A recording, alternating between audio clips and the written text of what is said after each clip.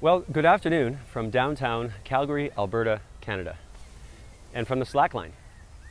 I'm speaking to you today from this line because the Slackline has introduced me to some pretty wonderful things that I think you could benefit from exploring, and I just want to talk about that for a second. So this cool sport got introduced to me just about 2 months ago from somebody who I met at the Mind Camp Creativity Conference, which happens every year north of Toronto.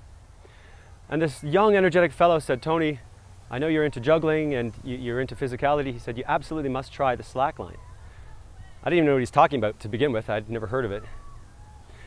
And actually, I was kind of resistant to it to begin with. I thought, look, I don't have time for this, or I didn't want to spend the money. And then finally, I kind of came to my senses and I realized, well, wait a minute. I claim to be a person who utilizes his creativity to help people, and I should probably be open to whatever this guy's saying. If he says it's going to be good for me, let's do it. So we bought the slackline, we set it up, and on day one, I was hooked. I was hooked because the slackline is a really good leg workout, it's a really good core workout. Most importantly, it's good for your mind. It forces you to focus on the present moment and not to get too carried away with the future steps. There's all kinds of learning you can do. But further to that, it's also introduced me to a whole bunch of other cool people and other interests that I've always wanted to have into my life. Specifically, there's this, yoga thing that I've been meaning to do. And don't we all have these things that we kind of mean to do, but we never get around to doing?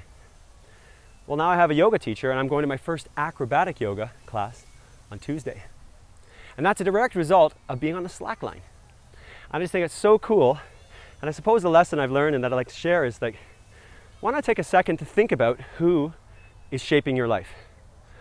Who are you allowing into your life to shape you up into the person you want to be and to do the things you want to do?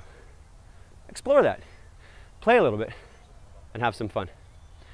My leg's killing me now, so I'm going to jump down. Thanks for listening, thanks for watching. This is Tony Estevez. It's time for me to take off. Whew. Thanks.